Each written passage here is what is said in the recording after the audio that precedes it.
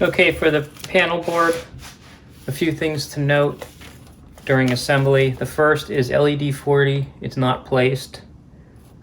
It's optional. It's turned off in software by default, but if you wanted to run some wires and light up the enclosure or do something with it, you can. But don't put a LED in a standoff like the rest of these positions.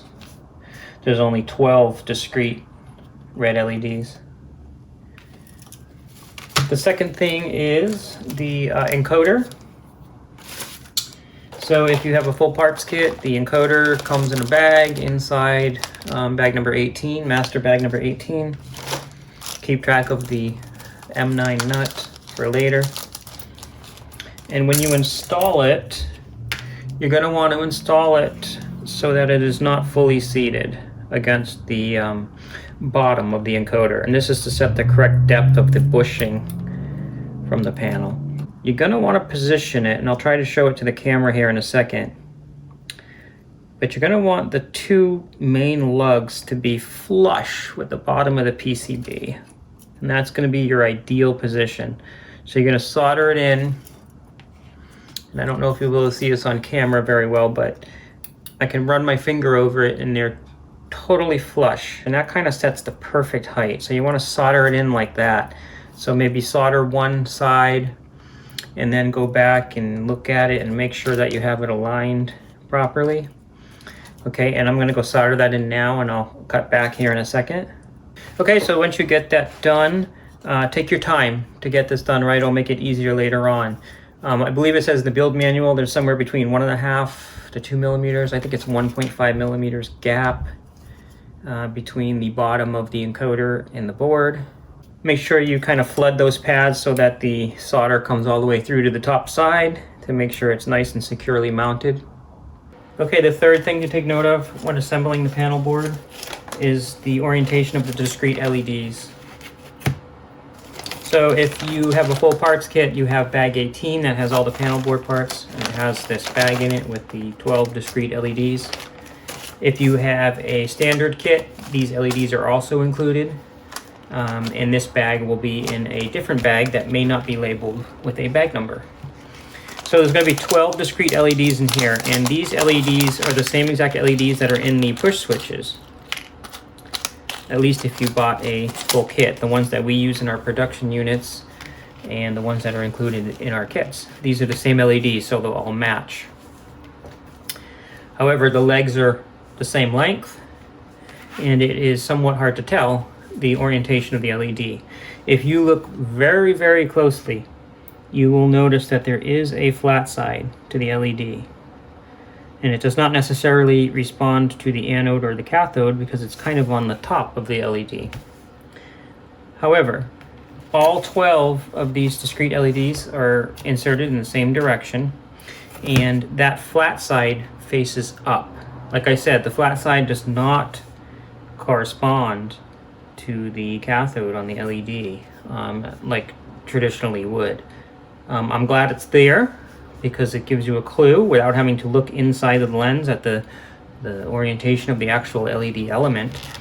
At any rate, LEDs all go in the same way, and the flat side goes towards the top.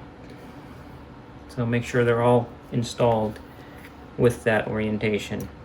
You will not be able to see it on camera. I can barely see it with the naked eye. You have to look very close, especially if you have the LED already inserted into the plastic standoff. It makes it almost even harder to tell. But there is a flat side on there. Flat side up. The last thing to take note of when assembling the panel board is to make sure you install the switch spacers underneath the push switches.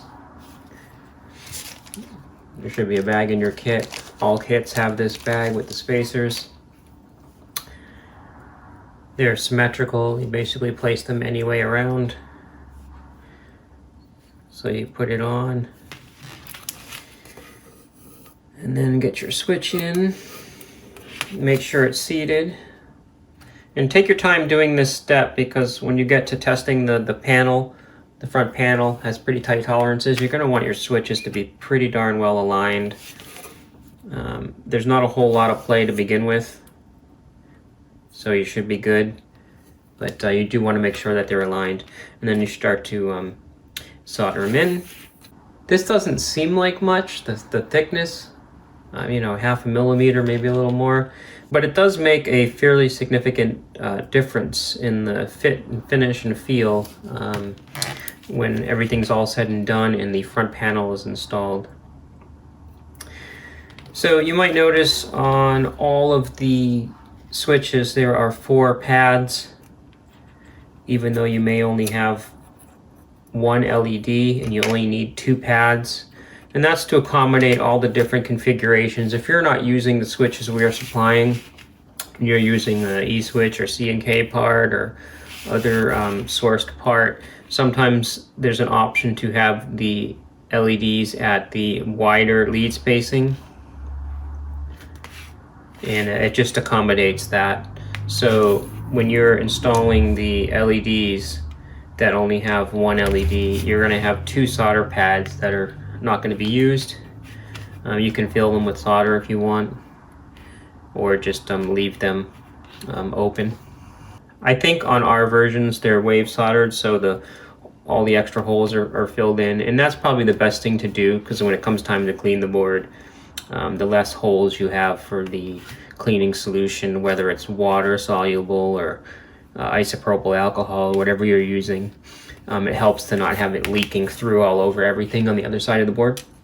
So anyway, I thought I would note that. But yes, just make sure you install your switch spacers.